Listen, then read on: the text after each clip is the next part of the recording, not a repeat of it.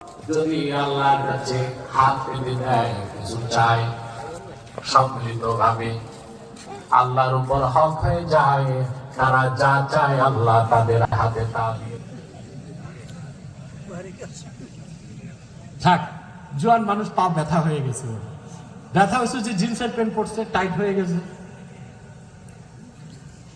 কথা বুঝতেছেন, শুনতেছেন? আমার ভাইরা, হযরত ইব্রাহিমের কোরবানির কোনো তুলনা নাই। তুলনা করলে ঈমান থাকবে? 10টা পরীক্ষা হয়ে গেল।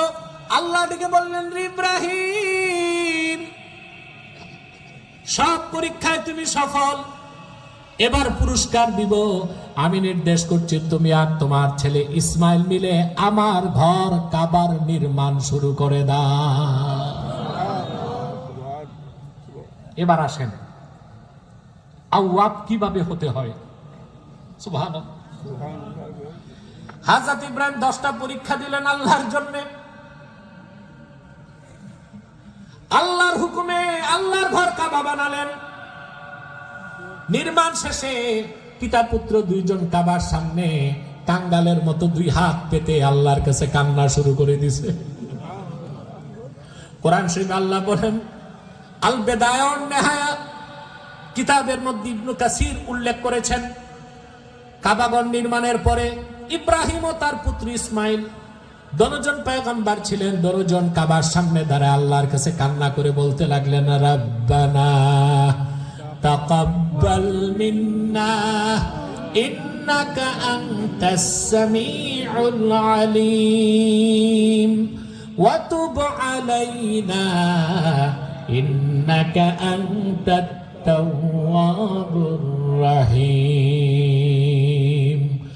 আল্লাহর নির্দেশে আল্লাহর ঘর বানায়া ক্ষমা চাইলেন, আয় রব, তুমি আমাদের পিতা পুত্র দুজনের পক্ষ থেকে তোমার ঘর কাবা, তাকাব্বাল মিন্না মানে তাকাব্বাল মিন্না তা'মিরানা হাযা, তোমার হুকুমে যে তোমার ঘর কাবা বানালাম, আমার ও আমার পুত্র ইসমাইলের পক্ষ থেকে কাবা ঘর নির্মাণের খিদমতটা কবুল করে নাও।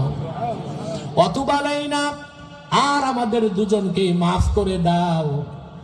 সুবহানাল্লাহ। ইন্নাকা আনতাত তাওয়াবুর রহিম, নিশ্চয় তুমি তওবা কবুলকারী এবং পরম দয়ালু। সুবহানাল্লাহ। চিন্তা করেন, আল্লাহর ঘর বানাইছেন আল্লাহর জন্য, কিন্তু ঘরের সামনে দাঁড়ায় কাবা ঘরের সামনে তিনি ক্ষমা চান। তার মানে প্রকৃত মুত্তাকি, আত্মসমর্পণশীল, খাঁটি মুমিন সর্বাবস্থায় ক্ষমা চায়। নামাজ পড়লেও ক্ষমা চায়, গুনাহ করলেও ক্ষমা চায়। সুবহানাল্লাহ। উঠতে বসতে চলতে ফিরতে সে আল্লাহর কাছে ক্ষমা চায়। আপনি যখন এভাবে আল্লাহর কাছে আত্মসমর্পণ করবেন, তখন আপনার পরিচয় হবে আওয়াব, আল্লাহ অভিমুখী। এটা ছাড়া আপনি মুত্তাকি হইতে পারবেন না। 2 নাম্বার হচ্ছে হাফিজ। হাফিজ মানে আল্লাহর বিধানগুলোকে হেফাজতকারী। আল্লাহকে যে ভয় পায় সে আল্লাহর আদেশগুলো মানে, নিষেধগুলো ছাড়ে। আল্লাহ তার হাবিব মুহাম্মদ সাল্লাল্লাহু আলাইহি ওয়াসাল্লাম, কথা শুনতেছেন? আল্লাহ তার হাবিব মুহাম্মদ সাল্লাল্লাহু আলাইহি ওয়াসাল্লাম 1500 বছর আগে যা আদেশ করছেন তা মানা, যা নিষেধ করছেন তা ছাড়া। এটি তো তাকওয়া। আর এই ব্যক্তি হচ্ছে হাফিজ। সে কি হাফিজ? হাফিজ মানে আল্লাহ ও তার হাবিবের বিধানগুলোকে হেফাজতকারী। এটা ছাড়া আপনি কামেল মুমিন মুত্তাকি হতে পারবেন না। তোমাদের সমাজে এমন অনেক মানুষ আছে 5 ওয়াক্ত নামাজ পড়ে, নামের আগে হাজি, নামের পরে গাজী, 5 ওয়াক্ত নামাজি, সমানে সুদ খায়। আছে ছেলে একটা লন্ডনত, আর একটা ফ্রান্স, একটা ইটালি, টাকা পাঠায়, বুড়ার আর কাজ নাই, আকিস বিড়ি টানে আর সমানে সুদে টাকা লাগায়। আছে? নামাজ পড়ে রোজা রাখে, বিচার করতে বসলে 2 দিক থেকে সাপ্লাই লাইন চালু হয়। আছে? বিয়ানি বাজারে নাই? আছে, আছে, কম আছে, কম। তোমরা তো স্বজন প্রীতি, এলাকার পক্ষে তো বলবেই। আল্লাহ হেফাজত করুন। নামাজ পড়তেছে, রোজা রাখতেছে, জেনে বুঝে আপন ভাইয়ের সম্পদ হরণ করছে, ঠিক না? তাহলে যে কথা বলছিলাম, হাফিজ হতে হবে।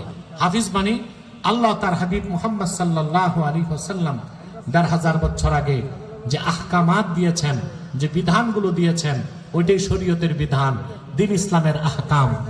আদেশগুলো মানা, নিষেধগুলো ছাড়া ব্যক্তি হবে হাফিজ। আল্লাহ বলেন, মান খাশিয়ার রহমানা বিল গায়বি ওয়া জাআ বিকলবিন মুনীব। এইসব মুত্তাকি জান্নাত যাদের নিকটবর্তী হয়ে যাবে, তারা ওই সব লোক যারা তাদের রব রহমানকে, আল্লাহকে ভয় করেছে অন্তর থেকে না দেখে। সুবহানাল্লাহ। রমজান মাস আসতেছে না, আমরা রোজা গ্রহণ করেন আমাদের আজকের এই মাহফিলের প্রধান অতিথি সাহেবের কাছ থেকে মেহেদি হাসান তাহের, পিতা মোহাম্মদ আতিকুর রহমান, গ্রাম লামাবাতন, ডাক বাতন, বিয়ানীবাজার ছিলেন।